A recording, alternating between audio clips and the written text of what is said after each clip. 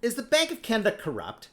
Yeah, it's Sunday. I'm still upset about the non-rate cut. So let's talk about that. Let's talk about the possibility that this was done for reasons beyond the Canadian economy.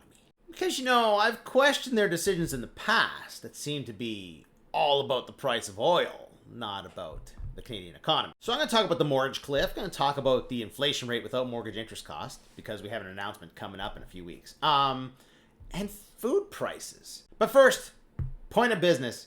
If you like my content, please like, follow, and share. And if you or someone you know needs a realtor, the link is in my bio. Let's start off with the mortgage interest cost and what that does to our inflation and what our inflation would be without it. I'm going to start with this troll comment over here. And it's funny. Trolls are kind of like cars in a busy parking lot. When one pulls out, there's always another one to fill the space.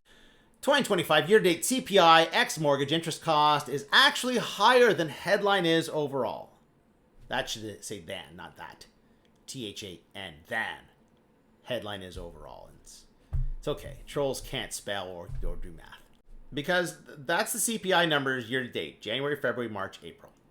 Year-to-date inflation without mortgage interest costs is 1.3%, which of course is less than the 1.7% headline inflation. And year-over-year, 1.43%. They round off. It's 1.4. Now, he goes on to say that if you annualize that, it'd be around 3% inflation this year. No, there's a jump because of the tariffs. But the tariffs aren't going to be added on every month. At least not that we know of. So price growth will stay a little elevated, but not like a massive rate every month. And I'm working on the inflation projection.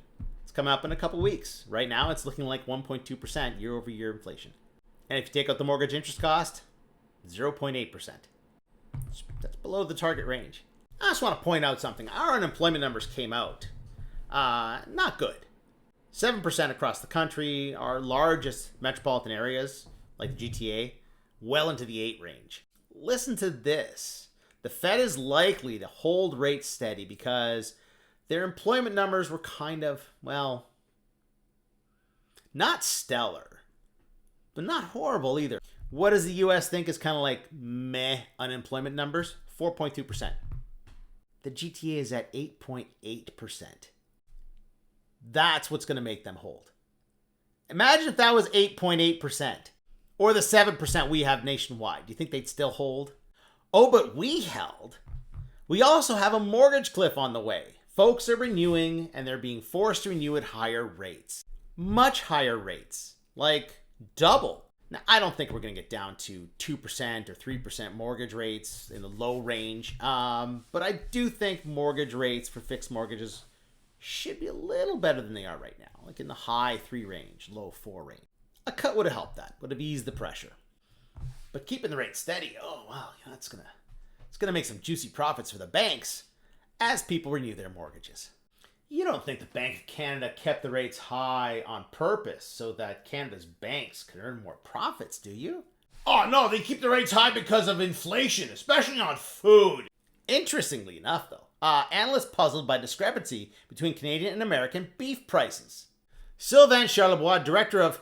Now, is it Dalhousie or Dalhousie? I've always thought it was Dalhousie, but I hear people saying Dalhousie all the time. Anyway, director of the university's Agri-Food Analytics Lab told Tim Power's show part of the explanation comes down to herd size, with Canadian herd being the same size now as it was back in 1989.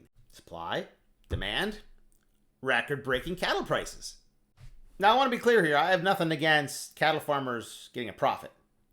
I've said it many times. We don't make enough money. If we were making more money, we could support higher profits.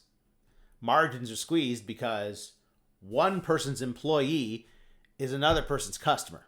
If you slash the pay of one employee, you're slashing the profits of somebody else. Point being, food prices aren't coming down. And the interest rate does nothing for this. And our unemployment is double what it is in the US.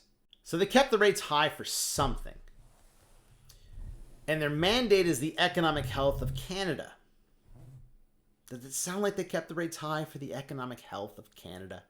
Or the economic health of the big banks?